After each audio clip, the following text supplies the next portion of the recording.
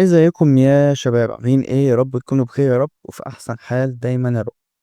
انا يا احمد سنيور 25 من السم شرقيه، والنهارده تكون اول سيشن في كورس بتاع بيولوجاوي اللي هو هنا، اللي هنشرح فيه مع بعض الباي ونحل ونظبط الدنيا على الاخر.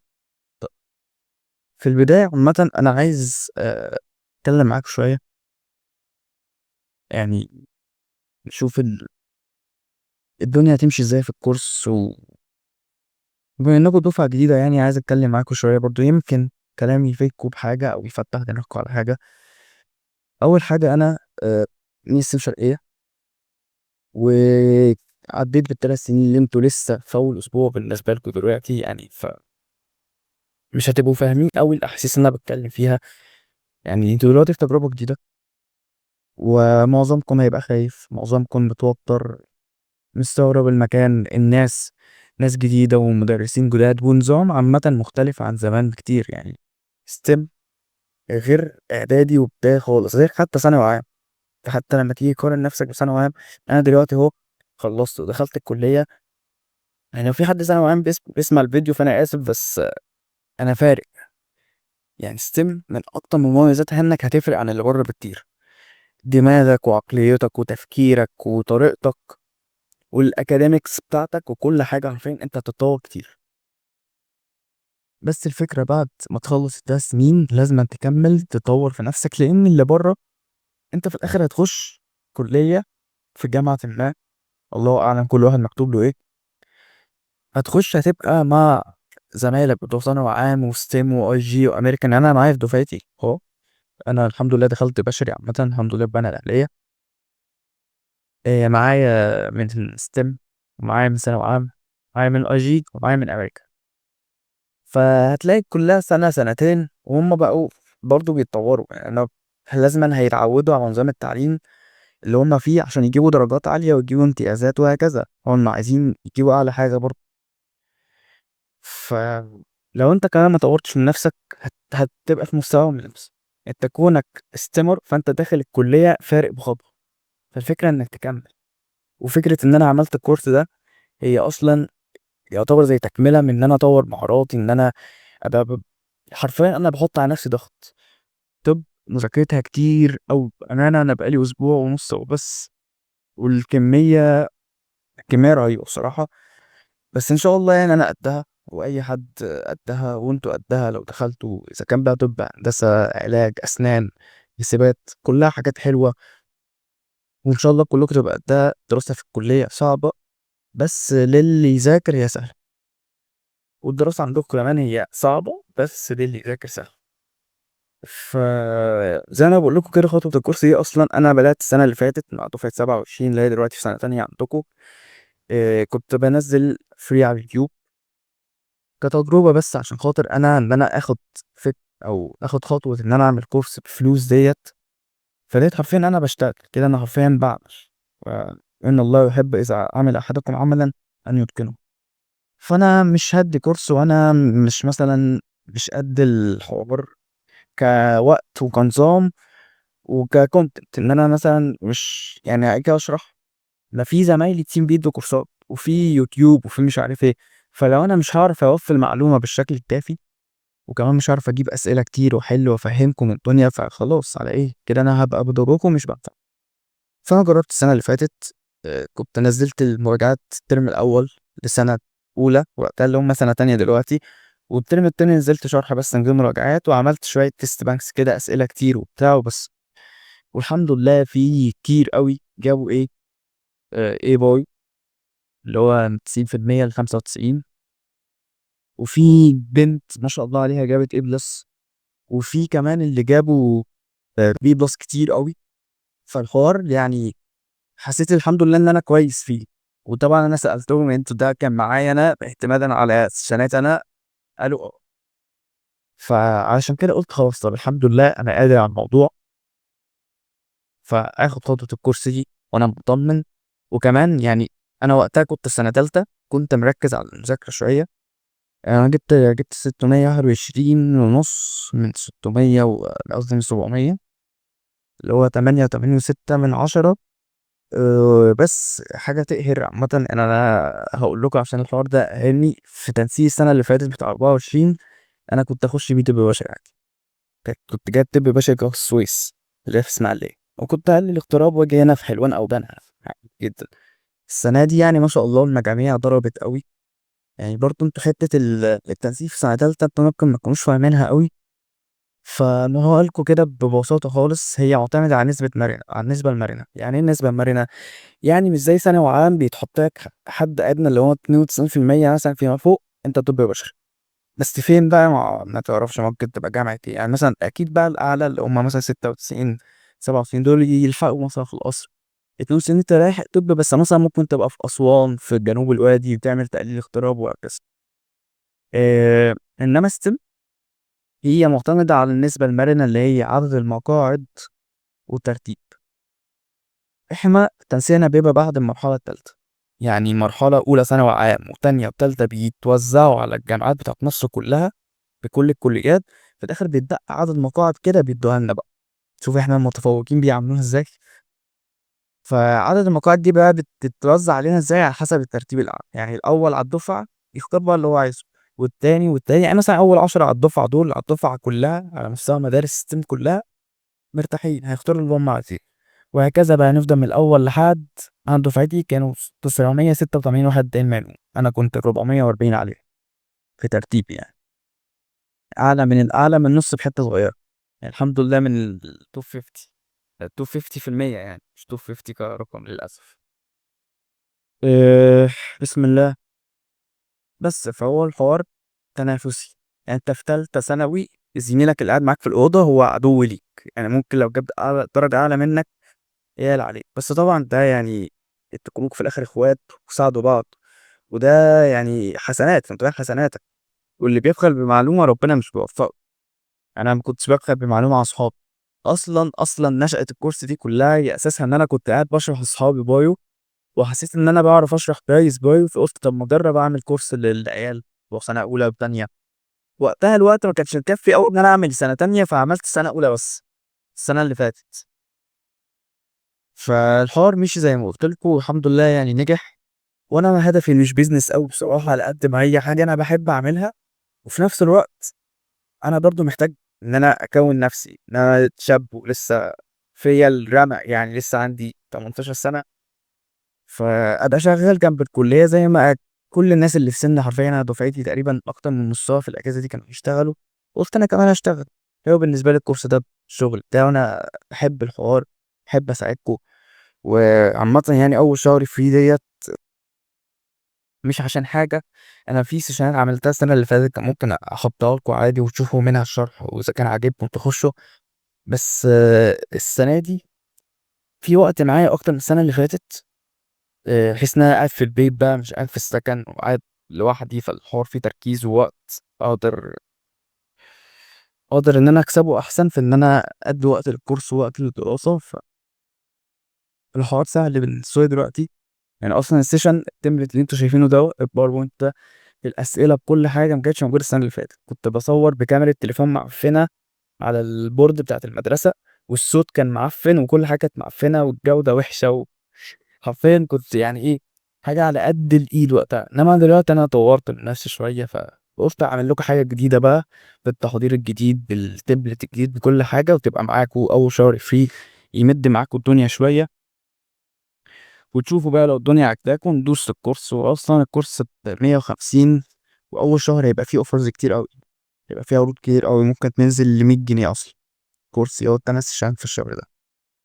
فانا مش هدفي فلوس قوي على قد ان انا عايز اساعدكم وفي نفس الوقت اساعد نفسي.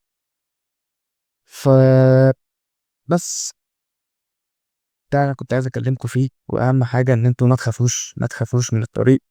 الطريق طبيعي يبقى صعب، ده لان انتوا لسه في مكان جديد هتتعودوا.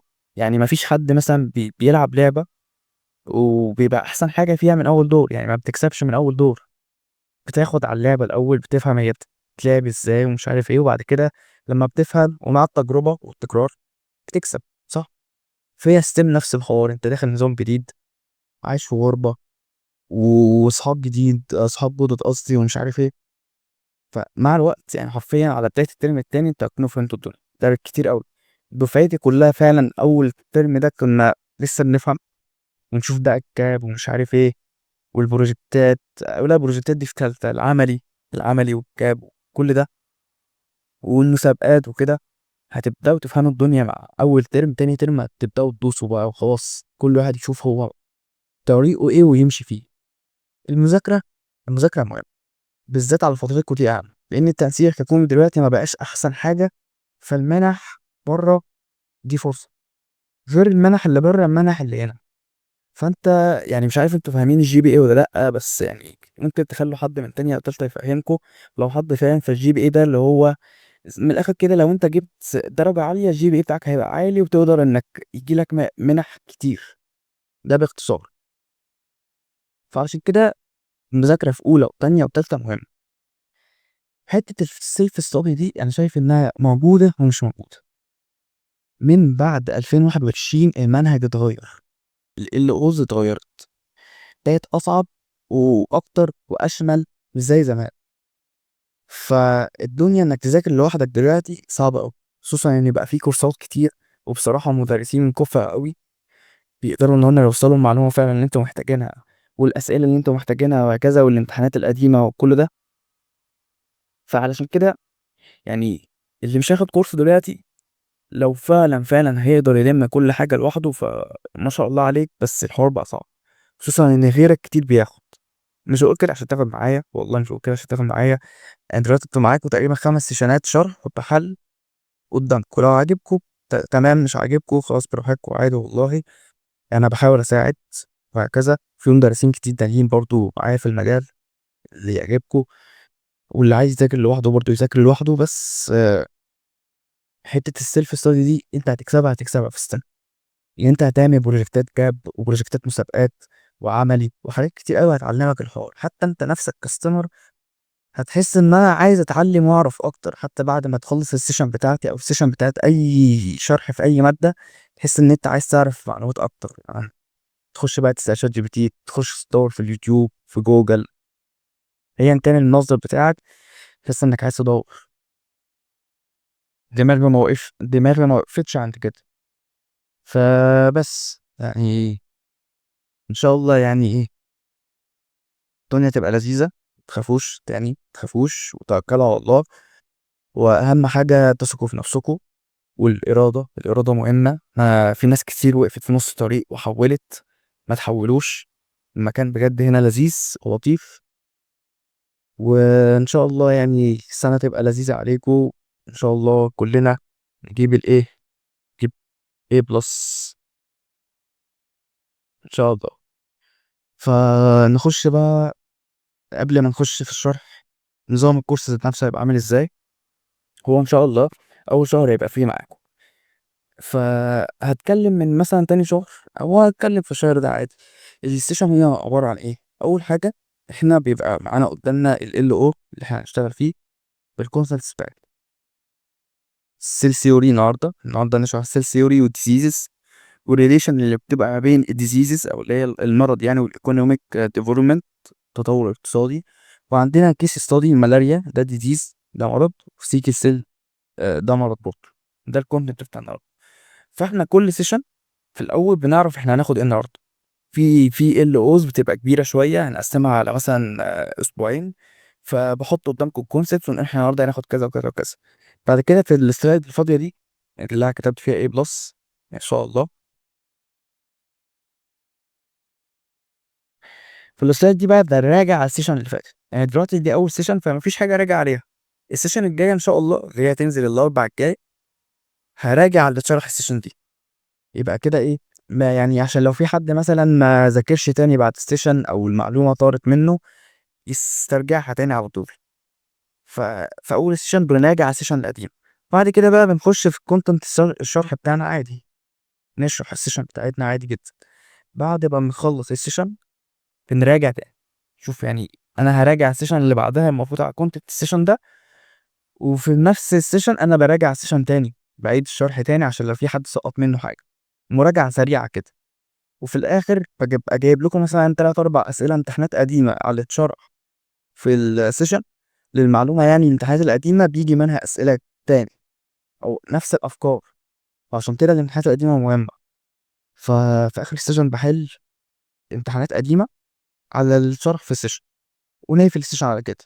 خلصنا؟ لا، بينزل بعديها question solver، سيشن حل بس مثلا 30 سؤال على اللي اتشرح في السيشن.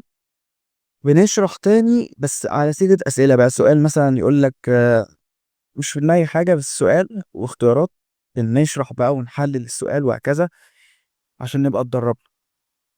وبعد كل ال او ما يخلص بيبقى فيه تيست بانك لل او كامل، تيست بانك لل او هبعته لكم يبقى معاكم انتوا تحلوا، ولو حد وقف معاه حاجة يبعت لي. هو ده نظام الكورس يعتبر.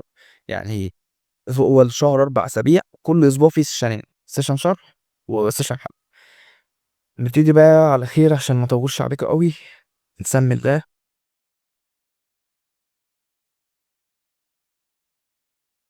دلوقتي احنا قلنا ان شاء الله يعني النهارده هنتكلم عن السيل ثيوري والديزيزز والريليشن بين الديزيز والايكونوميك ديفلوبمنت والملاريا والسيكل سيل.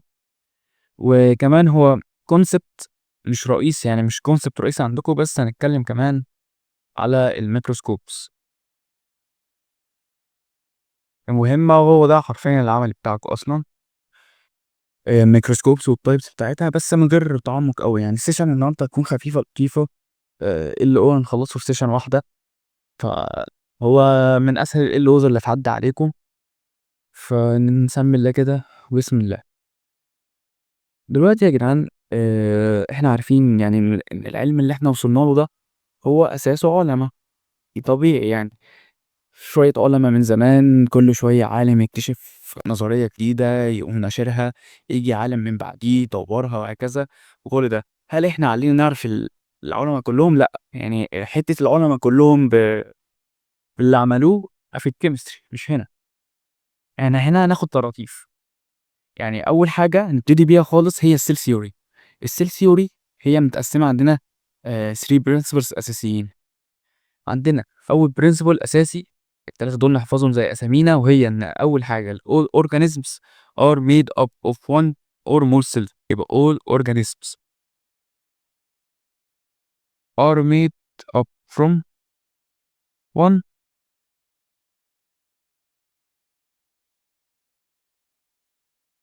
or more cells. يبقى اول نظريه اتحطت في السيل ثيوري او في اللي هي في النظريات بتاعت الخلايا، ان كل الاورجانيزمز اذا كانوا بقى بشر، حيوانات، نباتات، بكتيريا، هما متكونين من one or more cell. لازم أن يبقى فيه خلية. وده اللي يخلينا نخش على تاني principle، واللي هو إن السيل is the structural and functional unit of life. structural and functional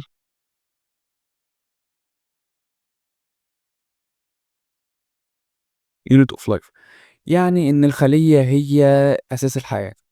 عارفين زي المية كده بالنسبة لنا، ولقد خلقنا منها كل شيء حي. هي الخلية برضو بالنسبة للسيل ثيوري أو بالنسبة للنظرية بتاعة الخلايا، إن هي السيل هي البيزك ستراكشر أوف living organism.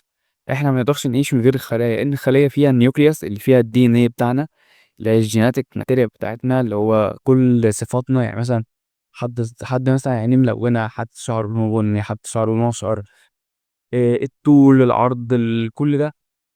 يعني مش الطول والعرض، يعني الطول ديت هرمونز بس، يعني اتكلم في حتة الدي ان ايه اللي بيختلف من شخص للتاني، هو بيبقى موجود جوه الخلية.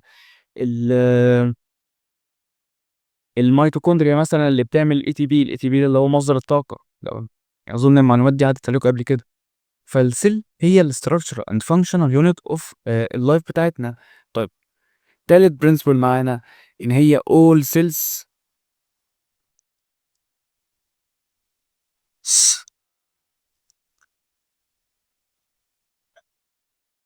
from pre-existing cell.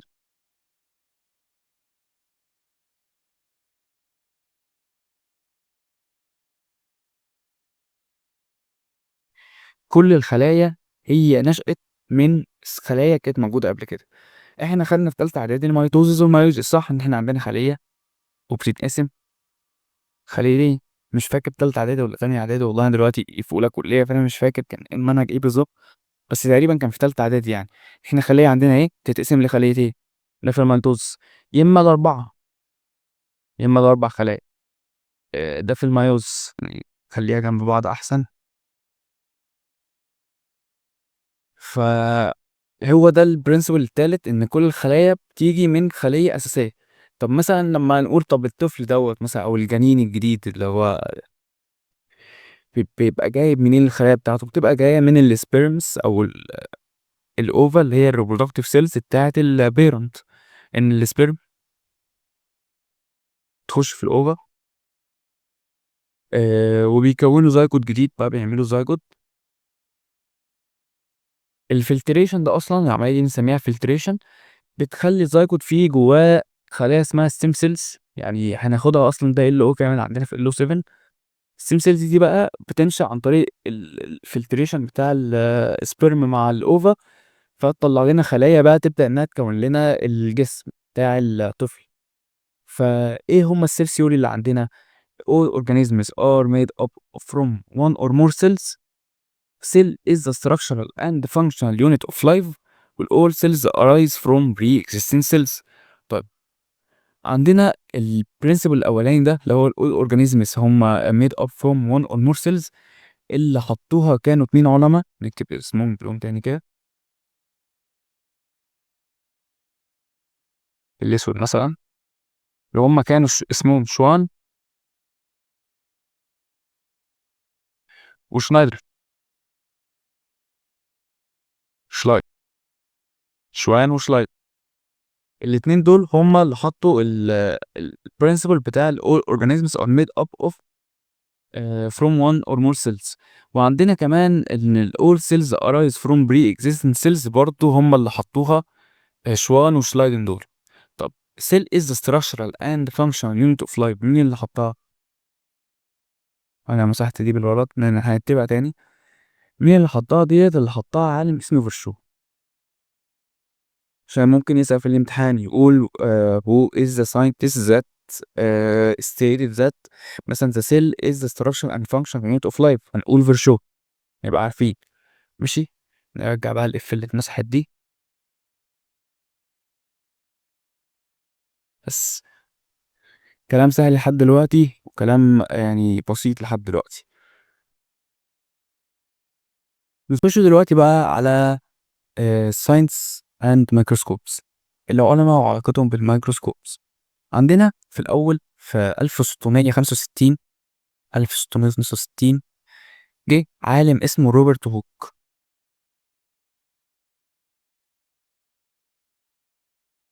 روبرت هوك ده عمل ايه؟ روبرت هوك ده احنا بنسميه الفازر اوف مايكروسكوبي.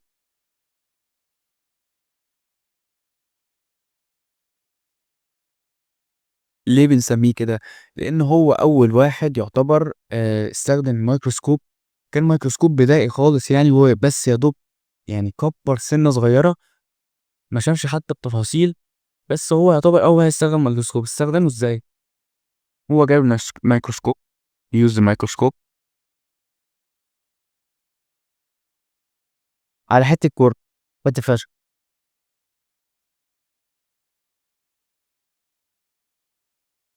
ماشي، بس انتوا مش محتاجين تعرفوا اكتر من كده في الحته بتاعت كوك دي. بس هو في حاجه تانية، هو شاف بقى الكورك دي ايه، هو شافها انها شامبر. يعني هو لما جه وصفها، وصفها على انها ايه، السيل اوف كورك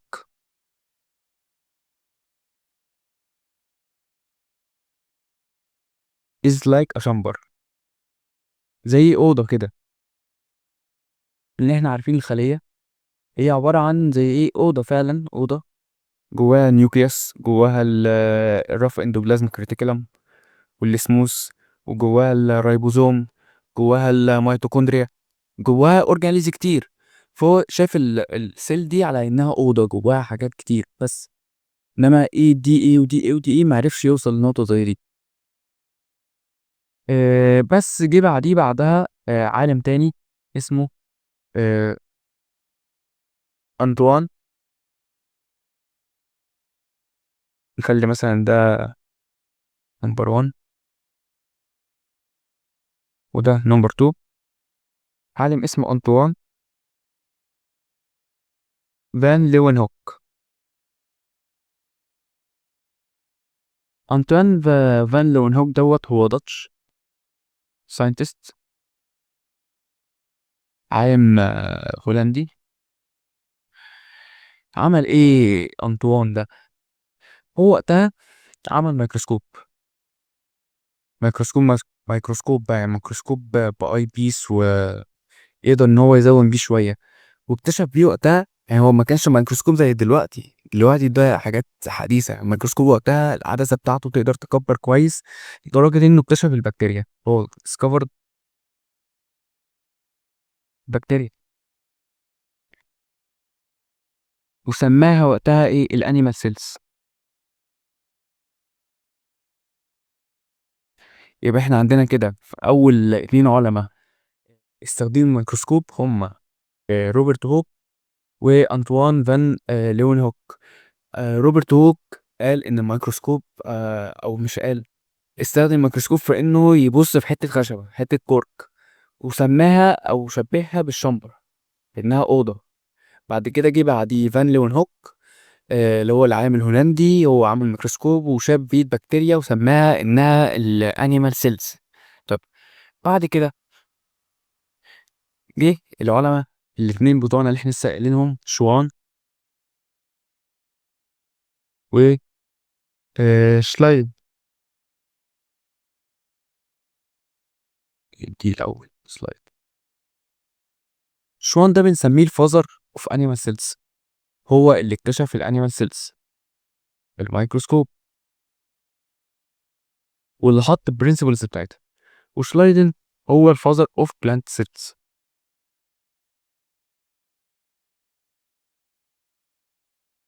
وهو اللي حط البرنسبلز بتاعتها. يبقى كده بالنسبه لنا كساينتست اند ميكروسكوب مش هنحتاج اكتر من السلايدين دول. روبرت ووك الفازر اوف مايكروسكوب بص على الكورك وسماها او شبهها بالشامبر. انطوان فين ليونهوك هو عمل ميكروسكوب وشاف دي البكتيريا وسماها انها انيمال سيلز. وعندنا شوان هو الفازر اوف انيمال سيلز، وشلايدن هو الفازر اوف بلانت سيلز. تمام لحد دلوقتي. نخش بقى على الميكروسكوبس. الميكروسكوبس عندنا في منها نوعين، في لايت ميكروسكوب والكترون ميكروسكوب. نبدأ باللايت ميكروسكوب،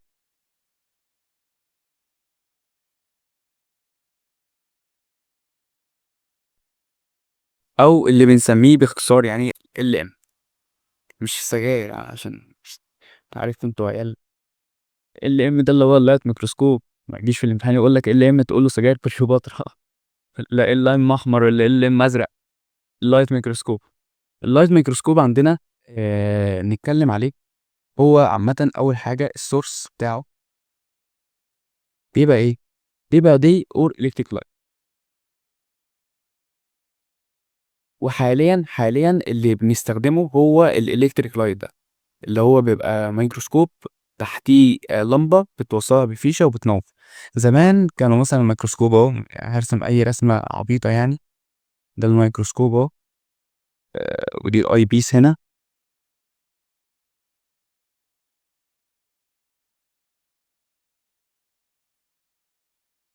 دي ميكروسكوب، وهنا مثلا السلايد بتاعتنا اللي احنا عايزين نشوفها كانوا بيحطوا تحتيها كده ميرور. دي ميرور، وبتبقى متسلطة قدام الشباك بتاع الأوضة يعني. الشباك اهو، يبقى هنا مثلا الشمس اهي، هي بتنزل الضوء كده، تقوم داخلة كده، والميرور تقوم عكسها على السلايد بتاعتنا فيشوفوا بيها. دلوقتي بقى مفيش الكلام ده خالص، ودلوقتي بقى فيه اللايت ميكروسكوب عادي بلمبة، لمبة بالنت عادي، بالكهرباء عادي، بنشغلها ونطفي. طيب بعد كده في حاجة لازم نبقى عارفينها، ودي اللي هيصير فيها في البراكتيكال، وهي الماجنيفيكيشن باور.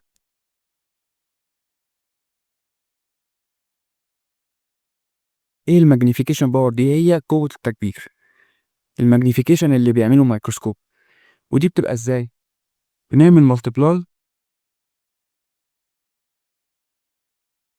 اوف اي بيس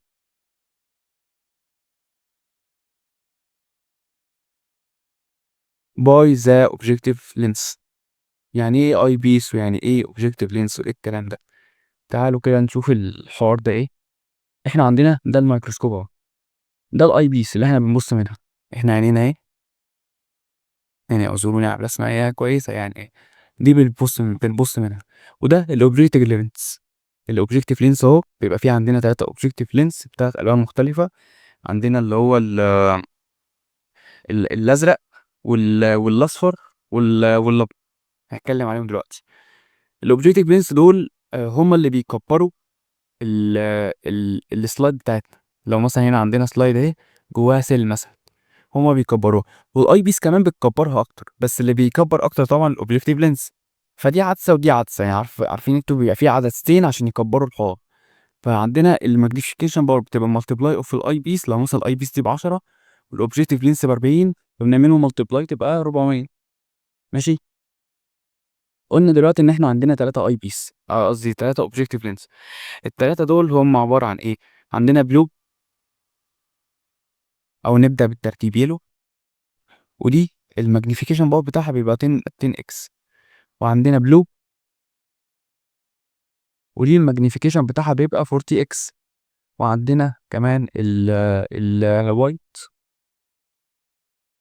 ودي بتبقى 100 اكس. يبقى الترتيب اليلو لبلو لوايت. وفي عندنا كمان ريد لينس، دي بتبقى 4 اكس يعني، بس هي مش مهمة قوي يعني، ممكن برضو ايه ريد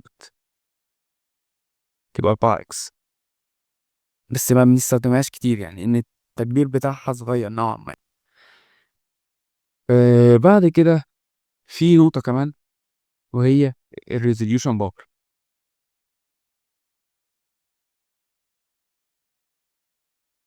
يعني ايه ريزوليوشن باور؟ ريزوليوشن باور ده هو إيه؟ انتوا شايفيني كده صح؟ شايفيني؟ بص، دلوقتي انتوا شايفين صباعي الاتنين اهم صح؟ شايفين ان ده صباع وده صباع تاني صح؟ لو انا مثلا قمت عامل كده اهو، لازقين في بعض، انتوا يعني اكيد شايفين ان هما برضه لسه صباع لوحده وصباع لوحده.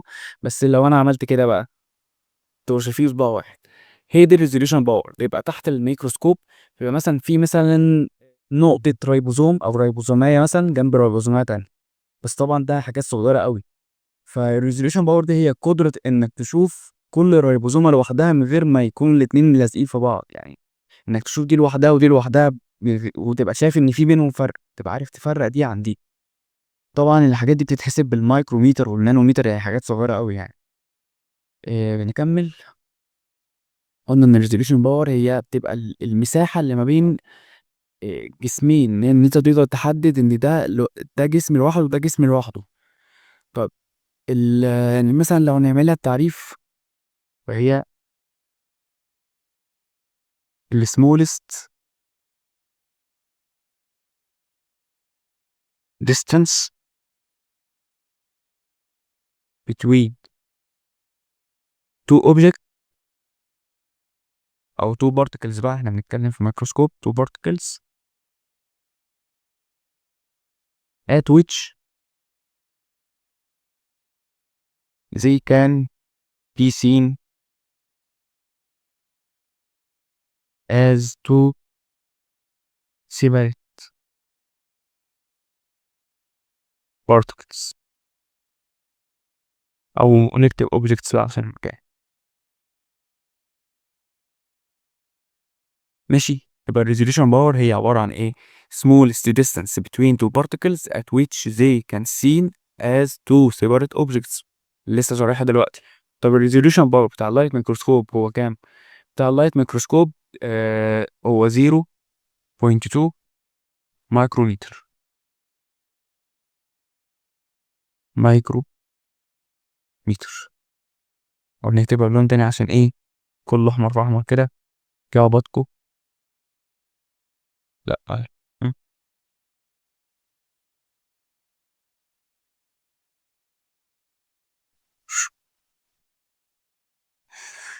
في حاجة تانية عايزين نعرفها عن اللايت ميكروسكوب، او ان هو الايمج بتاعته بتبقى كارد ايمج. الصورة اللي بتبقى فيه بتبقى متلونة باينة بلون عادي، وده لأنه بنستخدم صبغات كده بقى. انتم مالكوش دعوة بالحوار ده يعني، معلومة زيادة.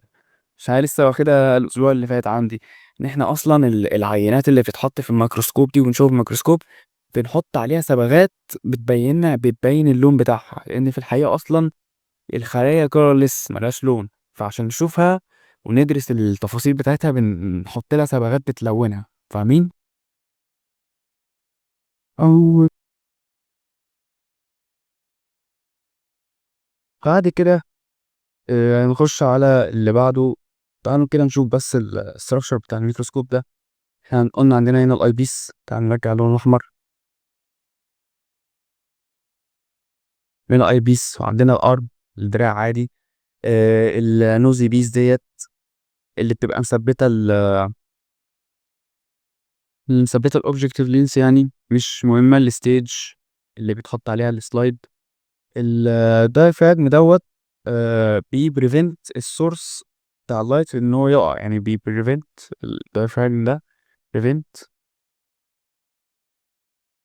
the light source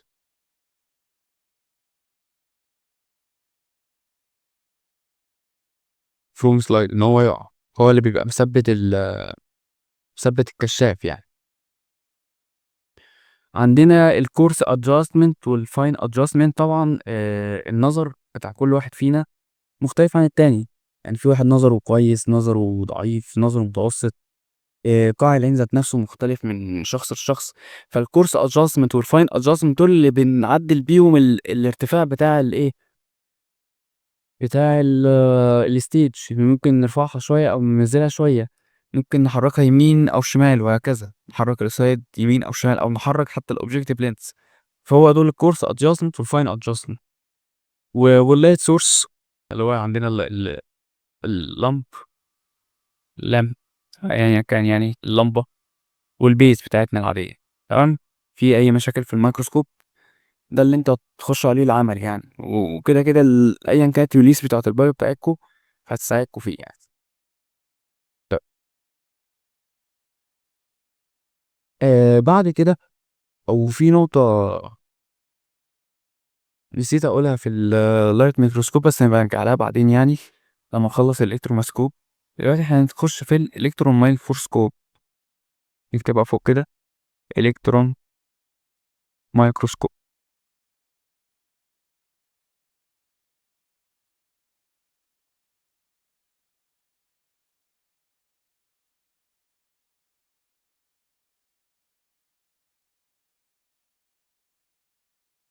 الelectron microscope ده إحنا بنستخدم فيه الbeam of electrons، ماشي، وبيبقى أقوى بكتير من الlight microscope.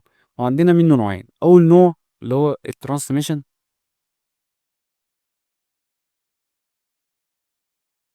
electron microscope،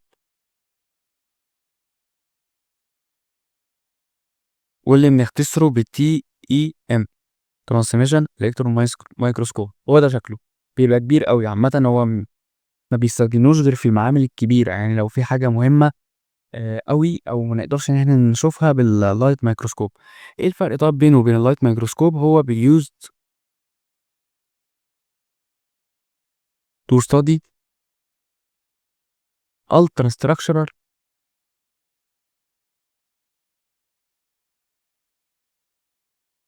of the cell.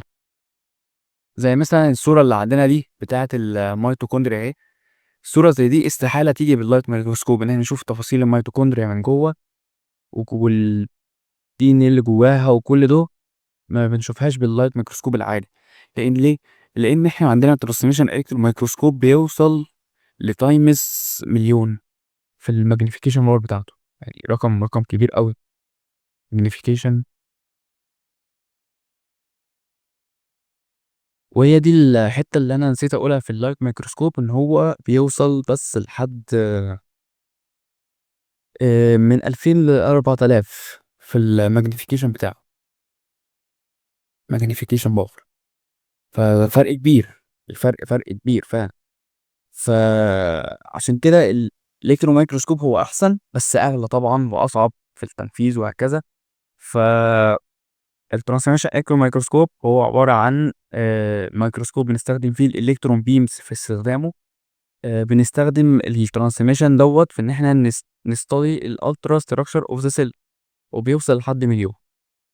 طب في نوع تاني من الالكترون مايكروسكوب اسمه السكاننج الكترون مايكروسكوب، وده اللي بنسميه SEM. ايه الفرق بينه وبين الترانسميشن؟ سكاننج من اسمه كده هو بيعمل التوبوجرافي، بيستدي التوبوجرافي اوف ذا سيل، الشكل بس، يعني سكان فروم ذا سيرفيس كده، بنشوف الحاجة من على السيرفيس بتاعها بس، مش بنخش جواها زي الترانسميشن.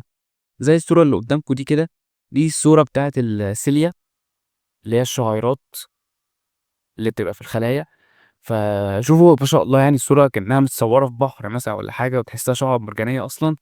ده شكل الشعيرات اللي بتبقى في جسمنا، دي عن طريق السكاننج الكترون مايكروسكوب. فهو بيستخدم ان هو يعمل زي سكان بس كده على على الخلية من بره، وبيعمل لنا 3D image. دي نقطة مهمة. والماجنيفيكيشن باور بتاعه بيوصل من 10 ل 500 ألف اكس. 500 ألف اكس. ماشي. دنيا جميلة، دنيا جميلة. نخش على حاجة جديدة بعيدا بقى عن الميكروسكوب والعلماء، وهي الانفكشس اند نون انفكشس ديزيز. طب يعني ايه اصلا ديزيز؟ يعني ايه ديزيز كده؟ لما انت تيجي تفكر في ديزيز او مرض او عدوى، هي ايه؟ تقول ان هو يعني حاجة حصلت بسبب ديس اوردر، حصل مثلا مشكلة في خلية، مشكلة في سيستم، يعني مثلا اوردر مثلا اللي هو امر من البرين، مثلا امر من العقل طلع غلط، او بكتيريا مثلا اصابتنا، او كل ده. فدي كلها مسببات بسبب ايه؟ المرض. فالديزيز هو ايه؟ الديزيز هو ديس اوردر in structure or function of a human.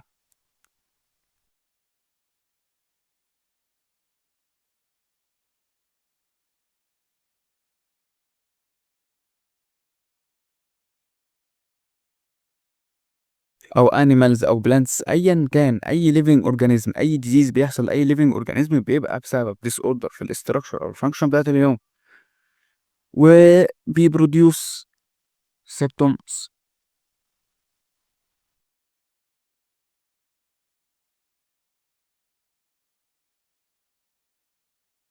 يعني بيظهر اعراض زي مثلا البرد، بيظهر الرشح والكحة وكل ده.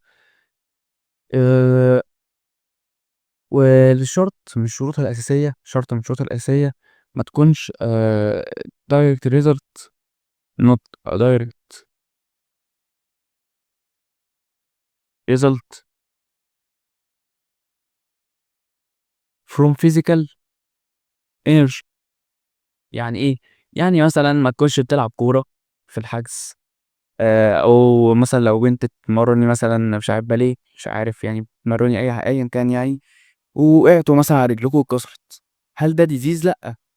هو الديزيز بيبقى ديس اوردر في الاستراكشر او الفانكشن بتاعت الهيومن، بسبب بقى بكتيريا، فيروس، بسبب حاجه مثلا غلط في الجهاز المناعي، حاجه غلط في الجهاز العصبي، بس مش اصابه في العظم. يعني إن هو مثلا عشان اتكسرت، عملت حادثه ومثلا جالك مثلا نزيف في المخ، كل ده مش مرض، دي اصابه زي ما بيقول كده فيزيكال، اصابه في الجسم ذات نفسه، مش ليها علاقه بالديزيز يعني. طيب ناخد بقى الانفكشوس والنون انفكشوس ديزيز، نفهمهم اكتر سوا. دلوقتي عندنا الانفكشوس ديزيز،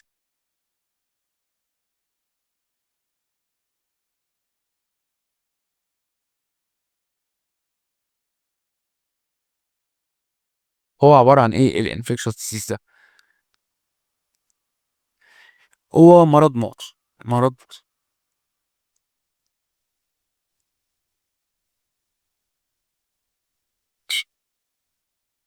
يعني caused by a vector. يعني ايه فيكتور؟ فيكتور دي يعني ايه؟ حامل او ناقل. حامل اللي هو شايل، الفيكتور ده بيترانسميت disease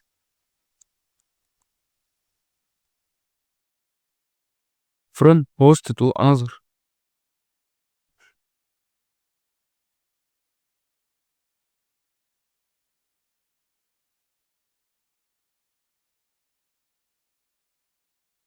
معلش يا شباب، نكمل. كنا بنقول infectious disease هو عبارة عن إنه بيكون مرض معدي، بيتسبب عن طريق إيه؟ عن طريق فيكتور بيكون في حامل أو ناقل ليه، بيترانسميت الديزيز من هوست لأنذر. هوست اللي هو المكان اللي هو بيعيش فيه. هو مثلا كان مثلا الهوست دوت مثلا أخوك، ده الهوست اللي كان عايش فيه الفيكتور ده. إذا كان بقى فيروس أو بكتيريا كان عايش جواه فنقلها لك. وده يعني أكتر مثال شائع فيه اللي هو إيه؟ البرد كود. لما مثلا حد في البيت بيجيله برد بنلاقي تاني يوم البيت كله بقى برد. ليه؟ لأن بيبقى سببها إيه؟ caused by إيه؟ caused by pathogens اللي هم برضو الفيكتورز. pathogens دي جاية من كلمة باص اللي هو ممر أو طريق. pathogens لايك البكتيريا،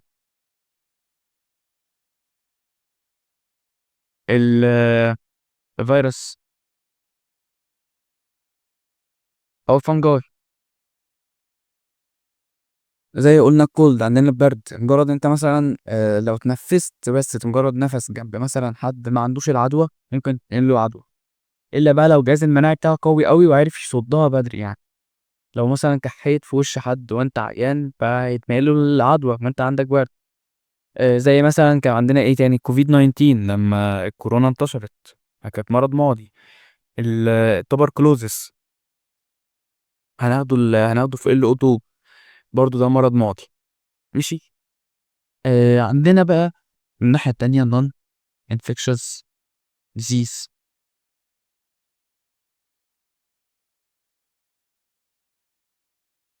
يعني ايه؟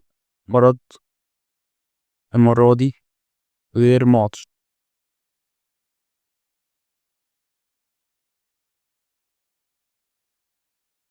دي ضمة يعني المفروض مساحة الضاد كلها.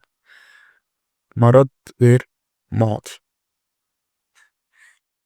مرض غير معدي يعني يعني aren't caused أو are not caused by pathogens. أمراض بتحصل ازاي الأمراض الغير معدية دي؟ يعني كلكم مثلا أكيد مثلا هيجي في دماغكم أمراض. مثلا لو أنت قدامك مريض مثلا سكر، دايابيتس، وده هناخده تقريبا في ال او 5 برضه يعني متستعجلوش. الدايابيتس ده سكر. هل هو مرض معدي؟ لأ. اللي عنده سكر وقعدت معاه عادي وقعدت نايم واكل شارب، أنا كان معايا واحد في الأوضة كان عنده سكر، هل أنا دلوقتي عندي سكر؟ لأ. يعني ربنا يشفينا ويعافينا يعني ويشفي كل مرضانا ويبعد عنا المرض. بس أنا بتكلم في حتة إنه الدايابيتس مش معدي. لأ. طب ليه؟ أو إيه سبب إن يحصل ديزيز ومش معدي؟ بتحصل عن طريق فاكتورز زي مثلا الكوزد باي. اكتب كوزد باي، في شخبطة في دوشة كده امسحها. كوزد باي فاكتورز لايك ايه مثلا؟ جيناتيك مال نيوتريشن او جيناتيك ديس اوردر، عشان تبقى كلمة اسهل عليكم. جيناتيك ديس اوردر يعني ايه؟ يعني الدايابيتس ده باختصار كده قبل ما نخش يعني كده كده هنشرحه بس باختصار. الدايابيتس ده سببه احنا عارفين احنا عندنا دلوقتي البنكرياس بيطلع لنا انسولين. لما نسبة السكر بتعلى بيقوم فارز انسولين عشان خاطر يقلل نسبة السكر دي في الدم. فبيقوم الجهاز المناعي كده بيحصل فيه خلل في الجينات بتاعته، فبيقوم مهاجم البنكرياس، مهاجم الخلايا اللي بتطلع انسولين دي، فما يبقاش فيه انسولين في الجسم. فمجرد ما تاكل سكريات هي بتزيد خلاص بقى تفضل زايدة، يفضل بقى عندك نسبة السكر زايدة. وده طبعا غلط. آه، بس فهو ده مثلا جينيتك ديس اوردر، ان الجهاز المناعي بيهجم على الخلايا بتاعت جسمك. ممكن برضو الانفايرومنت واللايف ستايل. environment and lifestyle. الدول النامية اللي هي عايشة دايما في المستنقعات وكل ده هي معرضة انها تتعرض لأمراض آآ غير مُعدية، بس سببها دي الحياة بتاعهم، أو مثلًا الobese السُمنة، مثلًا حد عنده fats كتير في جسمه، تكيين زيادة عن اللزوم، فده مثلًا ليه؟ لإنه طول اليوم قاعد ما بيتحركش، يعني ما فيش استحالة مثلًا عامةً حد بيتحرك وبيروح وييجي وهكذا، آآ وبينزل وبيتمرّن وكل ده، وتلاقيه إن هو عنده obesity، لإن الحركة لو مع الحركة وكده بتقلل من نسبة إن يحصل سمنة. فالobesity دي برضه بسبب الlifestyle بتاعك، إن أنت بتاكل كتير، بتاكل أكل غلط مش healthy، وكمان قاعد في بيتك طول اليوم. وفي عندنا كمان الزهايمر ده بيحصل لمّا الخلايا العصبية اللي في المخ بتموت. هل ده ماضي؟ يعني أنت لو الخلايا في مخك ماتت، هتنقل الزهايمر ده لحد تاني قدامك؟ لأ. والكانسر، برضه الكانسر ده بيبقى بسبب مثلًا خطأ حصل في الميتوزيس، أو في الreplication بتاع الخلايا، في الdivision بتاع الخلايا، حصل خطأ فعمل لي كانسر في المكان ده. ده برضه مش مرض معدي. طيب، تمام، تمام. نخش بقى على الimpacts بتاعة الdiseases مع الeconomic environment، أو مع البيئة يعني، أو مع الدخل، أو مع الاقتصاد، أو مع المجتمع، سموها زي ما تسموها. بس المهم يعني الimpact بتاع الdisease عمومًا علينا إيه؟ أول حاجة بيحصل reduced productivity، نقلل من الإنتاج. ليه؟ لإنه لمّا ينتشر مرض، هيبقى إيه many people suffer from disease، زي الملاريا أو التيفويد، فالworkers absent from their jobs، هيغيبوا من الشغل بتاعهم، فكده يحصل less efficiency، هتقل الكفاءة بتاعة العمل، وهيقل الإنتاج. increased healthcare costs، لو أنت مثلًا دولة كل الناس مرضى فيها، المرض فيها منتشر، هتلاقي الfamilies والgovernments بيصرفوا على العلاج أكتر ما بيصرفوا على نفسهم أصلًا. ده مثلًا. impact on education، معلش لمّا مثلًا الأطفال يبقوا عيانين، مين هيروح المدرسة؟ ما فيش حد هيروح المدرسة، فده يعني الأطفال، أو المرحلة اللي أنتم فيها أهو، أنتم مستقبل مصر، أو أنتم مستقبل العالم بقى لو حد عايز يسافر يعني، كلنا عايزين نمشي يعني، بس ما علينا يعني. إن ينتشر disease فده هيأثّر علينا، أو على الطلبة يعني. reduced life expectancy reduced life expectancy اللي هو انخفاض معدل الأعمار المتوقع. يعني مثلًا لمّا يبقى في أمراض منتشرة، أو مثلًا المعدل بتاع العمر مثلًا هو 60، فممكن ينزل ل40 بسبب إن في أمراض كتير منتشرة فترهق الجسم فتموّته في الآخر. آآ loss of investment اللي هو مثلًا الشركات أو الbusiness عامةً، اللي هم الشركا أو المستثمرين، إن هو مثلًا دلوقتي دولة مليانة أمراض، دولة مش دخلها مش قوي، كل صرفها على العلاج. ليه مستثمر هيروح يستثمر في دولة زي دي؟ هيروح للدولة اللي هي النضيفة المحترمة اللي ما فيهاش مرض، اللي هتساعده إنها تقوي الbusiness بتاعه. طب على الناحية التانية الpositive impacts، الpositive impacts بيتكلموا مثلًا في healthy workforce. إحنا بنعكس اللي قلناه هناك، قلنا هناك إيه reduce productivity، لأ هنا healthy workforce، هيبقى في قوة عمل متاحة كويسة، better education outcomes، وattracts الinvestment، وكمان هتحسن من cycle of growth. فأنت لو حفظت ال5 دول تعرف تركّزهم في الpositive impacts عادي جدًا. ماشي.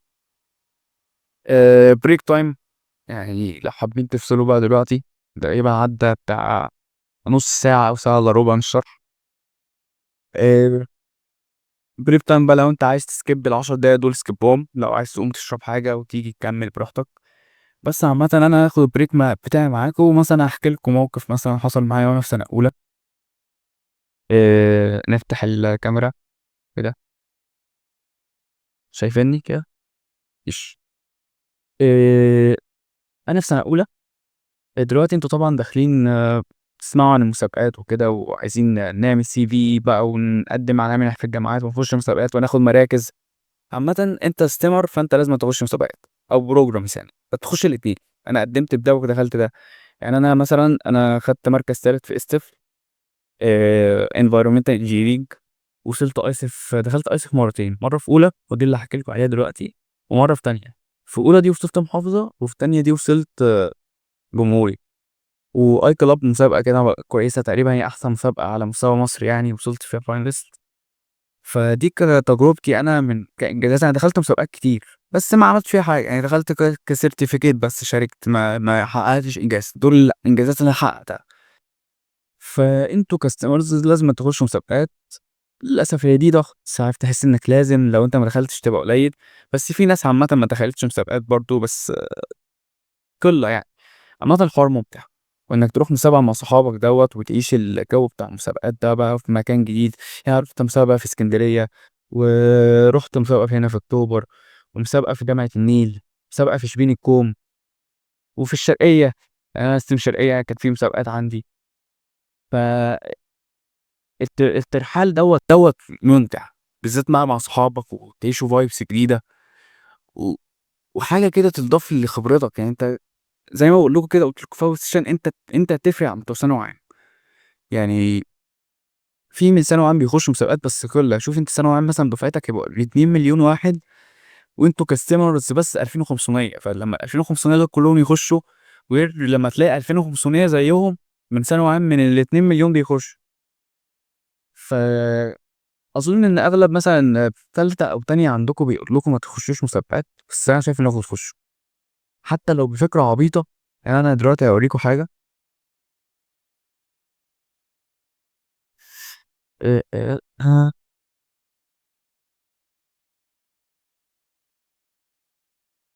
فين. اكيد انتوا خدتوا نظره عن البوسترات وكده. ده البوستر بتاعي في سنه اولى اللي انا دخلت بيه الايسف وقتها. شايفين البوستر كان عبيط ازاي؟ انا حتى وقتها كنت منزل ستوري كاتب بوستر الضحك الخام. ده مش بوستر، يعني بوستر مقارنه بالبوسترات التانية. شوفوا مثلا البوستر ده اول بوستر انا عملته في اولى ترم اول. بوستر محترم وكاتبين العنوان واسامينا وكل ده. انما بصوا العبث ده عبث. ده اسمه عبث. ايه اللي حصل وقتها انا كنت قدمت بالفكره بتاعتي يعني.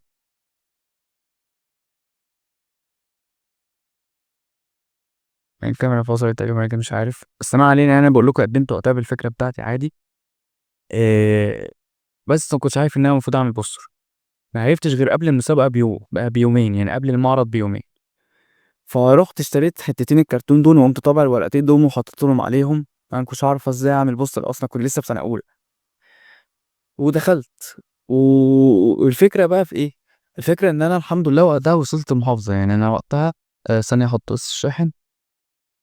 لا.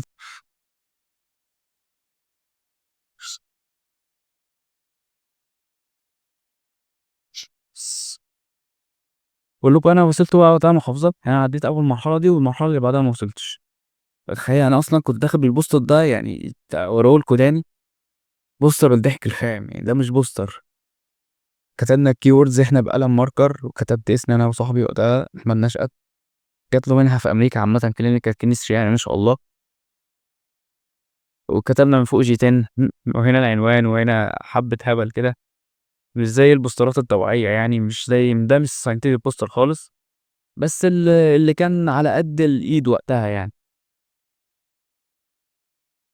أه بس يعني دي تجربه كده، حبيت اشارك معاكم يعني، واقول لكم ان ايه المهم. ان في اولى تجرب، لان سنه تانية سنه المسابقات. هي معروفه كده كستم.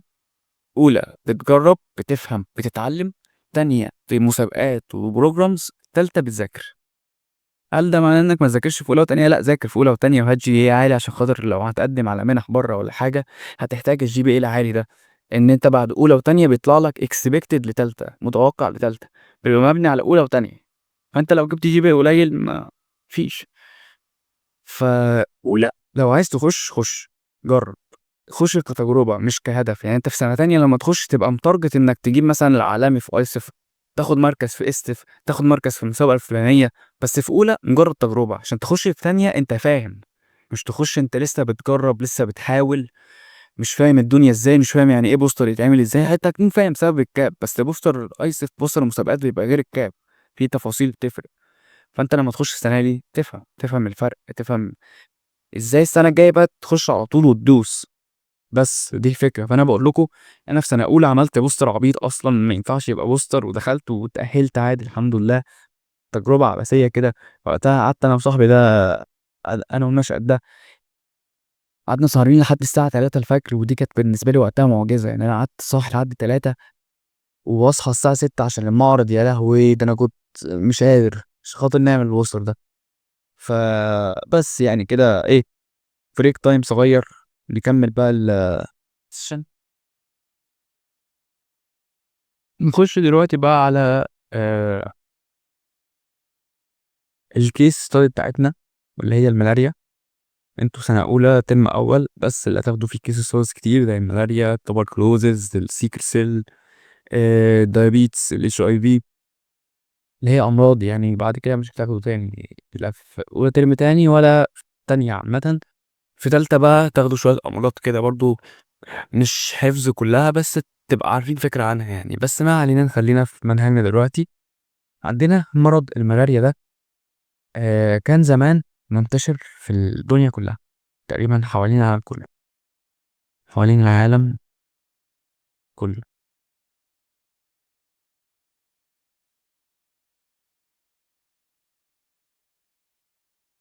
والناس زمان كانت مفكرة إنها بتيجي من استنشاق البخار بتاع المية اللي هي الراكدة، مية المستنقعات. يعني زمان كانوا فاكرين إنها بتيجي من إيه، من الاستنشاق بتاعت المية بتاعت السوامس مثلا وهكذا. بس جه طبيب عسكري وقتها اكتشف إن في طفيلات وحيدة الخلايا هي اللي بتسبب حاجة زي كده، وبتنتقل لينا عن طريق الفيميل مسكيلو. طب الطفيلات وحيدة الخلايا دي احنا بنسميها ايه؟ بنسميها بروتوزا.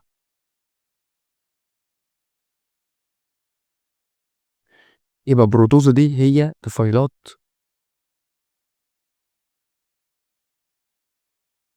وطفيليات وحيدة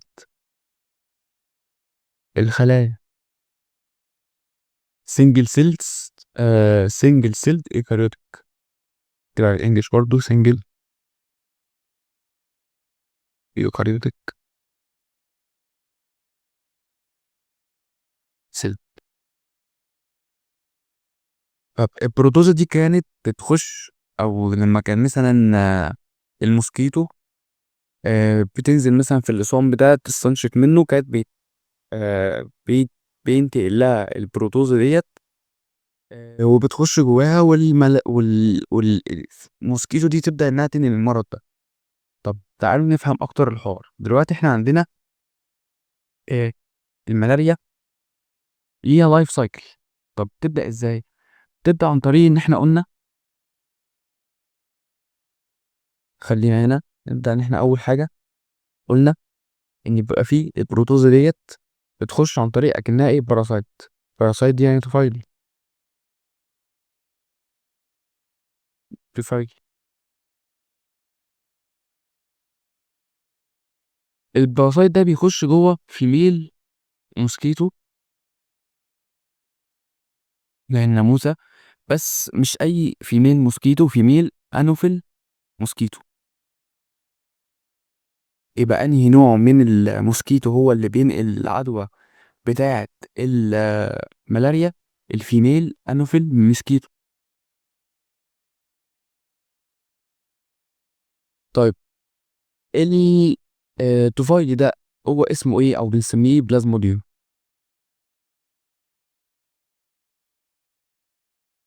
يبقى البلازموديوم ده هو الطفيلي اللي بيعيش جوه الفيميل انوفيل موسكيتو ويسبب المرض بتاع الملاريا. في منه انواع كتير بس اهمها الفالسيبرم، هو اكتر واحد كان منتشر، في نفس الوقت هو اكتر واحد سيفير او فايلنت، موست فايلنت. هو اكتر واحد خطر، ما هو ممكن يبقى لايف ثريتنج، مهدد للحياة. الملاريا دي في حالات اتعالجت وفي حالات ماتت. ف ايه اللي بيحصل؟ اللي بيحصل ان الفيمين انفو موسكيتو دي بتمسك، تيجي مثلا عندنا اهو، ده بني ادم اهو، نرسمه عادي يعني، مش لازم نرسمه حلو قوي. بني ادم اهو سعيد بتاع، جات الموسكيتو، مش عارف ارسم الموسكيتو ازاي كده اهو، حاجه عبيطه يعني، الموسكيتو عبيطه، راحت مسكت في البني ادم ده وعضته عادي. انتوا عارفين الناموسه في وقت الصيف بالذات لما الناموس بيملى الاوضه بتاعتنا وتلاقي في نقط حمرا كتير في ايدك، ما دي مكان عضة الناموسة، فهي بتيجي تعض عادي. فلما بتيجي تعمل بايت للبني ادم ده، بتعمل سكريشن للسلايفا بتاعتها، اللعاب بتاعها. السلايفا ده بيبقى شايل ايه؟ بيبقى شايل ايه؟ بلازموديوم. فيبدأ بقى ان البلازموديوم ده يخش جوه جسم الانسان. طب نتعرف بقى على اللايف سايكل بتاعت البلازموديوم دي. دلوقتي اهو بلازموديوم في الجسم، بلازموديوم،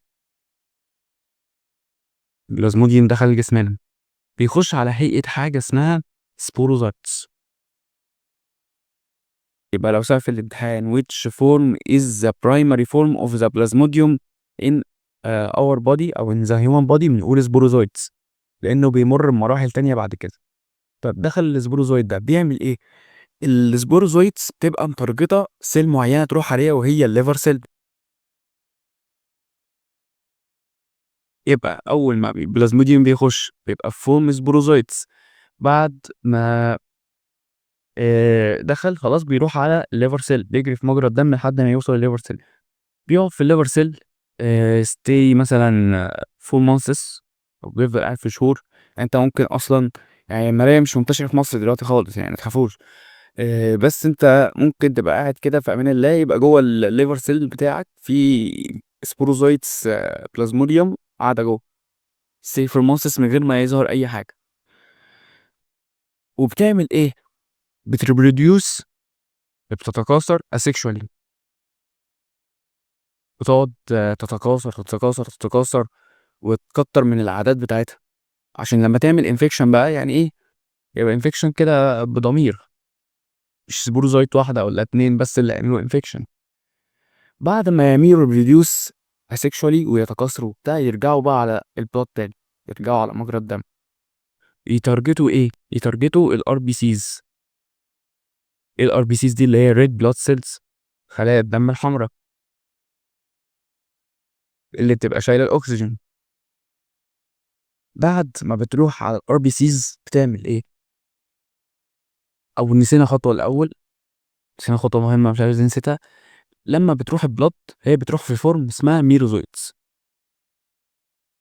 عشان كده بقول لكم الفورمز بتاعت البلازموديوم مهم. الميروزويتس دي هي اللي بتخش على الريد بلاد سيل. يبقى اول فورم عندنا هي السبوروزويتس، اول ما بتخش في جسم الانسان عن طريق الموسكيتو. بعد كده لما تطلع من الليفر، خلاص دخلت وقعدت شهور وعملت ريبرودكشن، راحت على البلد، التاني فورم ليها هي الميروزويتس. طيب بعد ما بتروح على الار بي سيز، خلاص دخلت الار بي سيز، بتطلع لنا بفورم ثالثه اسمها تروفوزويتس. يبقى قبل الار بي سيز ميروزويتس، بعد الار بي سيز التروفوزويتس. التروفوزويتس دول بقى بياخدوا سكه من اتنين، يا اما اول واحده هي ريبروديوس اسيكشوالي،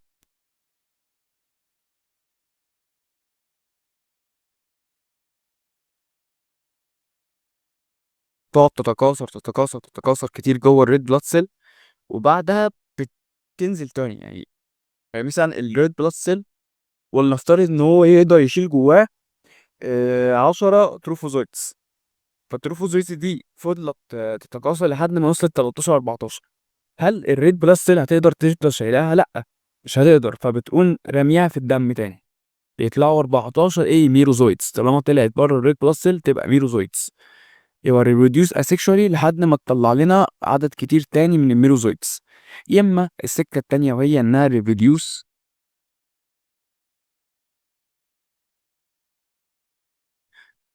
ريبروديوس سيكشوالي، اللي هو الطبيعي عادي، بتقوم عامله لنا ايه؟ حاجه اسمها جاميتوسايتس. جاميتوسايتس دي اللي هي الجيرم سيلز بتاعت البلازموديوم، اللي هم يعني زي السبرم والاوفا كده، ان هم يعملوا فلتريشن يطلعوا لنا بلازموديوم تاني من الاول. طب الجاميتوسايتس ده هل مقر استقراره او مقر معيشته هنا في جسم الانسان؟ لا، الجاميتوسايتس دي تبقى مستنيه موسكيتو تانية تيجي تعمل انفكشن. يعني جت موسكيتو تانية غير اللي عملت الانفكشن الاساسي، جت عملت بايت للانسان. فالجاميتوسايتس بتقوم رايحه عليها، بتخش الموسكيتو بتعمل ايه؟ بتعمل جوه فلتريشن، بتعمل عمليه تزاوج جوه السبرما والاوفا اهي، بيقوموا عاملين عمليه تزاوج، يقوموا مطلعين لنا ايه؟ زيجوت. هو طفل صغير لسه في مراحل النمو. طيب الزيجوت ده بعد كده بيتحول لحاجه اسمها اوسايت، اوسيست، اوسيست. والاوسيست ده بيقوم رايح على السليفري جلاندز بتاعه الموسكيتو. وبعد ما يروح على السليفري جلاندز بتاعه الموسكيتو، ترجع الموسكيتو تعمل انفكشن تالت بقى لحد تاني، وتقوم طالعه تاني في هيئه سبوروزويتس. شوفوا رجعنا لايه؟ بس كده، هي دي اللايف سايكل بتاعه الملاريا. رجعنا تاني لنفس النقطه تاني. متلخبطين؟ تعالوا كده نشوف الصوره دي.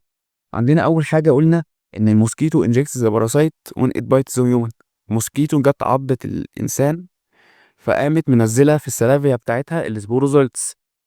بعد كده بتقوم رايحه على الليفر وتعمل ريبرودكشن. شوفوا كان شكلها صغير ازاي. بعد كده ايه؟ بدات تتكاثر لحد ما طلعت في هيئه الميروزويتس. بعد كده بتروح على الهيومن بلاد سيل، وبتخش جوه الهيومن بلاد سيل تقعد جوه الار بي سيز. وبعد ما بتقعد في الار بي سيز بتطلع لنا على هيئه ايه؟ تروفوزايتس. تروفوزايتس. التروفوزايتس دول يا اما يعملوا ريبرودكشن اسexually، يا اما يعملوا sexually. بيطلع لنا جاميتوسايتس. الجاميتوسايتس دي بتستنى موسكيتو تانية تيجي تعمل ويتنج برضه للإنسان. هي موسكيتو تانية غير الأساسية بتاعتنا، موسكيتو تانية جت فتقوم رايحة عليها، فتخش جوه الجاميتس بتاعتها، يعملوا فلتريشن يطلعوا لنا زيجوت. الزيجوت يطلع لنا حاجة اسمها اوكاين تي، مش مهمة قوي. بس المهم عندنا الاوسيست ده عشان هو اللي بيقوم داخل على السليفري جلانز بتاعة الموسكيتو، عشان خاطر يطلع لنا سبوروزويتس جداد. بقى تيجي الموسكيتو ده يعمل انفكشن لحد جديد، يطلع لنا سبوروزويتس وهكذا، ويلف بينا دول. طيب دنيا خفيفة ولطيفة. طيب بعد كده بقى ايه السيمبتومز بتاعت الملاريا؟ يعني اي مرض بيبقى له اعراض. فالسيمبتومز بتاع الملاريا هم 9. اول واحدة فيبر، اللي هو الحمى. تشيلز اللي هي الشعريرة. هكتب بس معاني الحاجات اللي هي جديدة علينا، يعني فتيج، ألم، عارفينها. enlarged liver يعني كبد، اسمه كبد منتفخ أو كبد يعني حصل فيه انتفاخ. وانلارجد spleen اللي هو الطحال، انتفاخ في الطحال. انيميا اللي هي reduced number of red blood cell. سيزرز دي يعني نوبات، يحصل له نوبات. كوما اللي هي غيبوبة.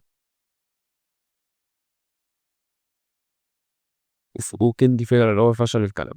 يبقى عندنا 9 سيمبتومز للملاريا، نحفظهم زي اسمنا وهم سهلين: فيفر، تشيلز، فاتيج، enlarged level enlarged liver، enlarged spleen، انيميا، سيزرز، كوما، كندي فيلر. تمام. تمام. طيب بعد كده بقى بعد ما يجي مرض يقولوا عايزين نعالجه، فايه التريتمنت اللي حصلت بالنسبة للملاريا دي؟ هي كلمتين وغطى غطاها. عندنا DDT، وده قلت. وعندنا ECTs، وده ناو.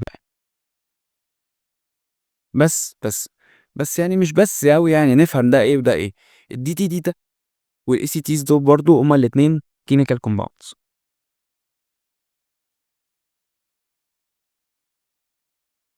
الDDT اتعمل في فترة اللي هي ما بين 1947 ل 1951. وقتها كان علاج فعال جدا جدا، يعني كان وقتها تقريبا عالج اغلب الحالات بتاعه الملاريا دي. كان بيموت الناموس اللي هو، او بيموت يعني البلازميديوم اللي جوه الناموس، وساعات بيموت الناموس ذات نفسه. بس مع الوقت طبعا احنا عارفين ان احنا عندنا جهاز مناعي. الجهاز المناعي ده في كله، يعني في كل المخلوقات البشرية، حيوانات، نباتات، بني ادمين، حشرات، بكتيريا، كل ده. فالجهاز المناعي لما انت بيجيلك برد، هو بيحاربه مثلا، يعني ده مثلا بيحاربه، ويبدأ ان هو يعمل انتيجين مضاد ليه، عشان لما يجيلك المرض برد تاني ما يسيبكش نفس القوة وتتعالج منه بسرعة. او حتى يعني عامة انت بتقول مثلا طب ما انا بيجيلي برد برضه، ده لما بيبقى الفيروس شديد قوي. انما في العادي اصلا احنا معرضين كتير لنزلات البرد دي. يعني معلش انت او اي مره مثلا تلعب فيها كوره مثلا وتعرق وتاخد لطشة هوا بعديها، دي المفروض ببرد عامة. بس هل كل مرة ده بيحصل؟ لأ. ليه؟ عشان الجهاز المناعي عامل انتيجين او مضاد للبرد على طول يقدر يحاربه، الا لو كان المرض او الانفكشن قوي قوي. وده في الاغلب بيحصل في تغيرات الجو، يعني مثلا لما تبقى داخل من صيف لشتاء او من شتاء لصيف، بنلاقينا كلنا خدنا دور برد. ده طبيعي بسبب تغيرات الجو على الجسم وهكذا. اما بالنسبه للموسكيتو وقتها او البلازموديوم، عملت برضو زي ريزيستنس للDDT ده. يبقى عندنا وقتها البلازموديوم عمل ريزيستنس فور الDDT. ريزيستنس فور الDDT. تكتب بقى عدل دي. مع الوقت ومع كثرة ان هو يعني البلازموديوم ده بقى متعود على الDDT، فهو عمل انتيجين مضاد ليه بقى، لما يتعرض له ما بيموتش. فده ادى وقتها ان الملاريا تبدا تنتشر تاني. فوقتها بقى يعني بعدها بفترة اكتشفوا الACTs دوت، ولحد دلوقتي هو علاج فعال مع الملاريا. وكده كده يعني الملاريا نسبتها قلت قوي. يعني كانت زمان في مصر موجودة عادي في نفس الفترة دي، بس تم القضاء عليها يعني. ولو في أماكن دلوقتي منتشر فيها الملاريا، فممكن نتكلم مثلا في إيه، اللي هو عند الإكويتور كده، عند الخط الاستوائي وجنوب أفريقيا والحتت دي. بس كده، هو ده كل اللي احنا عايزين نعرفه عن الملاريا. وكده كده في فايل انا مجمع فيه الديزيز كلها بتاعت الترم ده بالتفاصيل بقى الممله اكتر من ان انا بشرحه. لو حد عايزه يعني، او مش حد عايزه، انا هبعته لكم. بس يعني ما تذاكروش بزياده. يعني دلوقتي انتوا هناخدوا النهارده ملاريا وسيكل سيل، لو هتفتحوا الفايل ما تفتحوش اكتر منه، يعني ما تذاكروش اكتر من ملاريا وسيكل سيل يعني. دلوقتي السيكل سيل هو مرض. ماله المرض ده؟ اولا هو نون انفكشوس، وهنفهم كده او هنفهم ليه كمان شويه. السيكل سيل ديزيز دوت هو عبارة عن ايه؟ دلوقتي احنا عندنا في جسمنا في الRBCs اللي هي خلايا الدم الحمراء. دي بتبقى عبارة عن ايه؟ بتبقى عبارة عن بروتين اسمه ايه؟ اسمه الهيموجلوبين.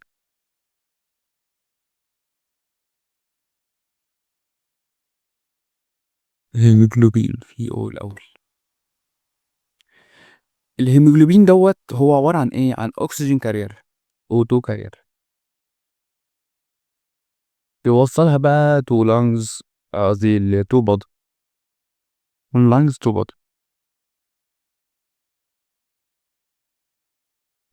يبقى الهيموجلوبين هو عبارة عن ايه؟ يعني حرفيا حاجة مهمة جدا في جسمنا. حوالي تقريبا في تقريبا بتاع 250 مليون هيموجلوبينة في الجسم تقريبا يعني. والهيموجلوبين بتشيل 4 أكسجين، فتقريبا في بتاع لأ، حوالي 250 مليار هيموجلوبينة في الجسم. فدي بتودي بتاع تريليون أكسجين للجسم. فرقم هايل يعني، رقم ما شاء الله يعني. فالRBCs دي أصلا شكلها بيبقى عامل ازاي؟ بتبقى راوند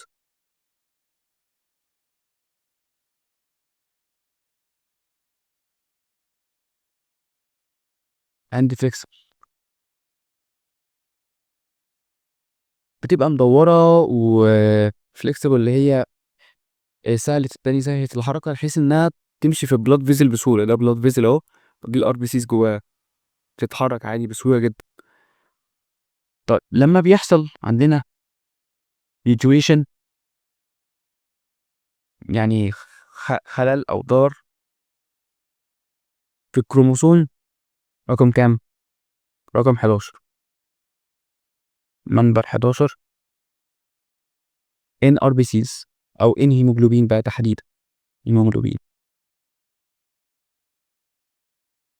يعني إيه الكلام ده؟ يعني دلوقتي إحنا عندنا بيحصل ميوتيشن أو خطأ في الكروموسوم اللي هو رقم 11 جوه الهيموجلوبين، جوه البروتين اللي اسمه الهيموجلوبين. بيحصل إيه؟ الRBCs بتتحول rigid and concave shape،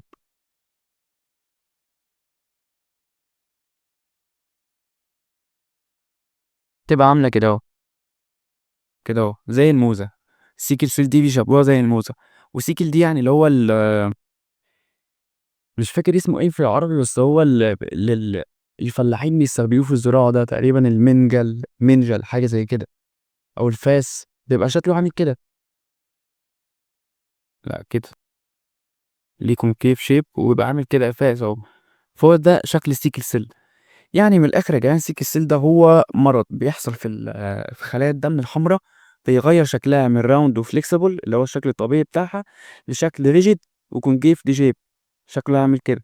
طب ده مثلا عندنا ده بلاد فيزل اهو، قلنا الRBCs ماشيه فيها عادي. لما مثلا الRBC او البلاد فيزل بتاعنا يبقى عامل كده وخلايا الدم الحمراء جواها عامله كده، هتعرف تمشي؟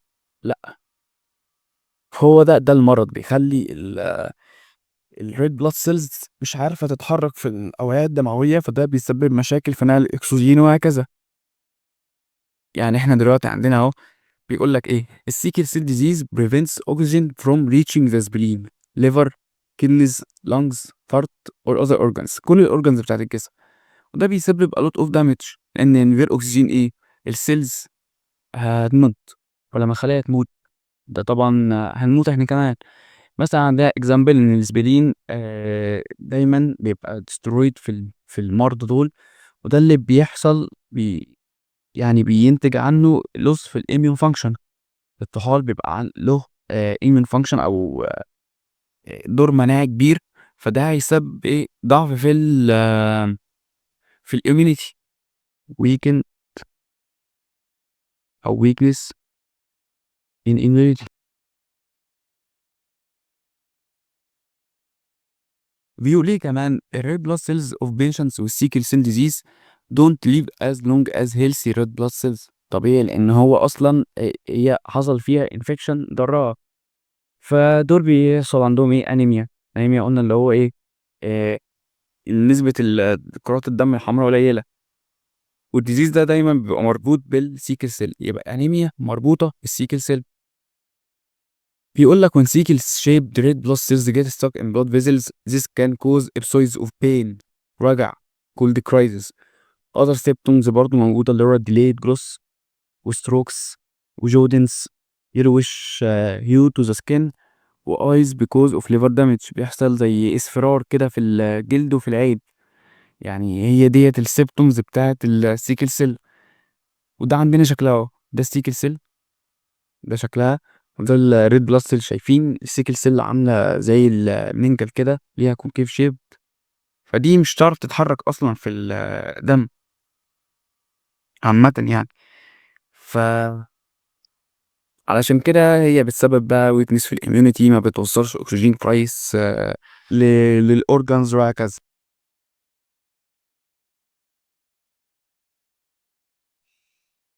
في حاجة نسيناها نقولها هنا؟ ما اظنش، كله تمام. لو في حد واقف معاه حاجة يعني في الحتة دي يكلمني عادي معاكم. المهم قلنا ان السيكل سيل دوت هو نون انفكشس ديزيز. ليه؟ لان السيكل سيل هو مرض وراثي. سيكل سيل از انهرت،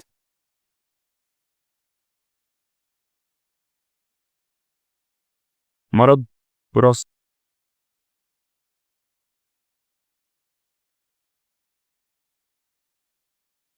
يعني ايه؟ يعني لازم عشان يبقى في حد عنده سيكل سيل يبقى البوست بيرنتس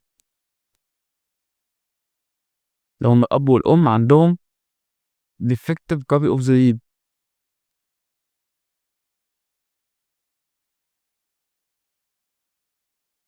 الجين عندهم ضعيف او في ميوتيشنز، فدوت ايه بيتوارث من الاب والام للابن، فبيحصل عنده سيكل سيل ده. طب مثلا طب العلماء او الدكاتره بيعملوا دايجنوزيس ازاي؟ diagnosis.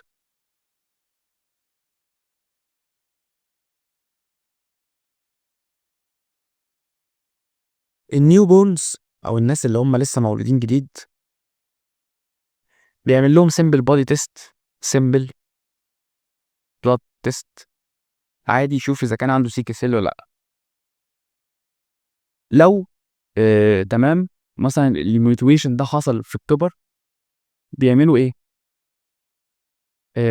مثلا نكتب ايه if not، لو يعني لو مش في النيو بورن، بيعملوا حاجه اسمها هيموجلوبين الكتروفايس.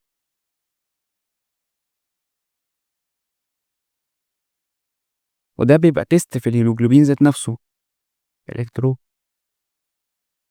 بس. ماشي ماشي. طيب التريتمنت بقى، التريتمنت هما تقريبا 3 طرق، مش هنحتاج نعرف اكتر منهم. تريتمنت واللي هما ايه عندنا؟ اول واحده علاج اسمه هيدروزويرا، وطريقه تانية هي بلاد ترانسفيوجنز، اللي هو نقل الدم. وتالت واحده واللي هي شائعه دلوقتي، واللي هي بلاد او بون مارو، قصدي بون مارو ترانسبلانت. وبون مارو ترانسبلانت ده هناخده بالتفصيل في ال او 7، لان اصلا عندنا في النخاع العظمي هو اللي بيعمل لنا الريد بلاد سيل، البون مارو ده هو اللي بيعمل لنا الريد بلاد سيل. فكون ان الريد بلاد سيل حاصل فيها ميوتيشن، فده معناه ان حاصل في البون مارو، فبيعملوا علاج للبون مارو، بيحطوا بون مارو جديد خالص فيطلع بقى ريد بلاد سيل سليمه وكده وكده يعني. تمام. هنحتاج اكتر من كده في السيكل سيل؟ لا، قلنا ان السيكل سيل هي عباره عن نون انفكشن ديزيز بيحصل في الريد بلاد سيل، بيحولها من راوند وفليكسبل ل ريجيد كونكيت شيب لايك سيكل او لايك بنان. وده اللي بيخليها ايه مش عارفه انها تمشي في مجرى الدم. واتكلمنا انها بتعمل ويكنس في الاميونيتي، بتعمل بين، بتعمل ستروكس، بليد جروس، يلوش في السكين والاي، وهكذا. وانها كمان بتسبب الانيميا، مربوطه بالانيميا، وده شكلها اهو. وده النورمال ريد بلاد سيل، ودي السيكل بلاد سيلز. وقلنا انها مرض وراثي، يعني لازم ان البيرنتس يكون عندهم ديفكتيف كوبي اوف ذا جين، او ديفكشن يعني في الجين، ان الجين عندهم فيه مشكله او ضعف او مرض، فده بيتنقل وراثيا للابن. ممكن لو اب واحد بس، يعني لو وان بيرنت بس هو اللي عنده الديفكت قوي جين ده، يقلل من نسبة حصول الابن عليها. يعني ممكن الابن يجيله وتظهر له بعدين، او ابنه. يعني مثلا عندنا بيرنت اهو وبيرنت اهو، طلعوا لنا ابن، ممكن لما الابن ده زوج مع حد تاني ينقلها لولاده، ممكن متظهرش عليه هو لو كان في ديفكت في جين في الاب او الام. لو مفيش فخلاص امان يعني. طب تمام كده. في حاجة تانية محتاجين نعرفها في السيكل سيل؟ لا. خلصنا بقى السيشن خلاص، نحل كام سؤال كده من امتحانات قديمة قبل كده. نشوف الأسئلة كانت بتيجي عاملة ازاي. الأسئلة كانت يا بتيجي سهلة يا بتيجي رخمة. أول ال او، رغم إن هو أسهل رغم إنه أسهل ال او، بس الأسئلة بتاعته بحسها بتيجي رخمة شوية كده.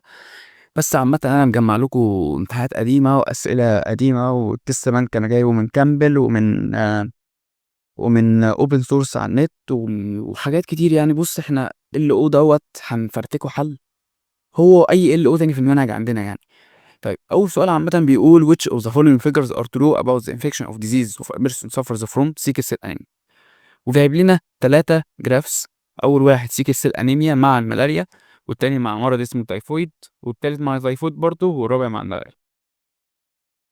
هنلاحظ ايه؟ ان هو ده مع الانيميا مع الملاريا واحد دايركت واحد اندايركت. دي اندايركت ريليشن، يعني كل ما تزيد الملاريا كل ما تقل السيكل سيل. هنا كل ما تزيد الملاريا كل ما تزيد السيكل سيل. ونفس الكلام مع التيفود. عامة احنا بالعقل كده مثلا بالطريقة الشقية، احنا التيفود ده ما نعرفش عنه حاجة فنلغيه. هو عامة يعني يمين ملوش علاقة، التيفود ملوش علاقة بالسيكل سيل. احنا هنا دلوقتي بالملاريا والسيكل سيل. طب امتى او يعني ايه الاختيار الصح؟ لما الملاريا بتزيد السيكل سيل بتقل. قصدي عكس، لما السيكل سيل بتزيد الملاريا بتقل. يعني وجود السيكل سيل يعني كده بنكتبها. لا حصل، معلش كمل. آه سيكل سيل بريفنتس ملاريا، من الاخر كده. يعني كونك نريد بالسيكل سيل دوت يقلل من عرضة انك تتعرض للملاريا، فهتبقى ايه؟ فور، ان احنا عندنا اهو الملاريا بتقل والسيكل سيل بتزيد. ماشي، او نكتب السهم اللي بالسيادة دوت هنا عند السيكل سيل. طيب بعد كده بيقول degree of scattering in transmission electron microscope is a function of. قلنا في ال transmission electron microscope او الميكروسكوب او الالكترون مايكروسكوب عامة معتمد على ايه؟ على البيمز اوف الكترونز،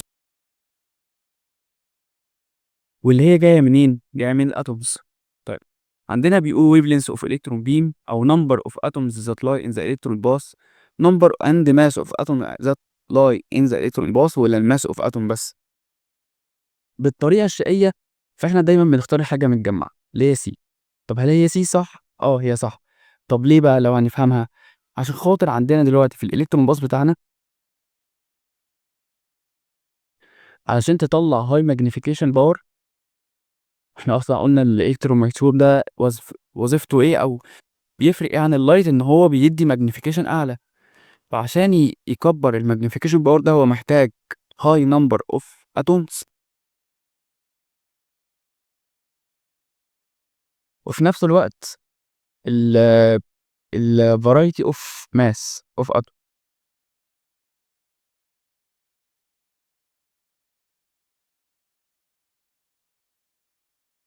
ماشي، فاللي هو ايه، اللي هو لما الماس بيزيد برضه بيزيد معاه الترانسميشن او السكاترنج بتاع الترانسميشن الكترون مايكروسكوب.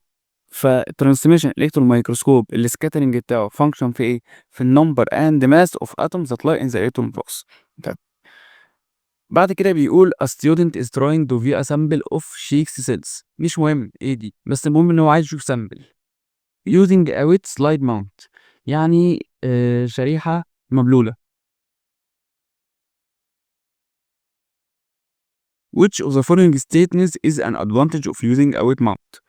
هو عامة الاختيار الرابع مقصوص من السؤال ده، ففاكس احنا عندنا تلاتة اهم. أول واحد بيقول نور permanent sample texture. هل هتبقى نور permanent؟ يعني permanent دي اللي هي دائم، هتبقى دائمة أكتر؟ لأ. طب تفسيرها العلمي إيه؟ تفسيرها العلمي إن احنا عندنا عامة عشان خاطر نعمل permanent sample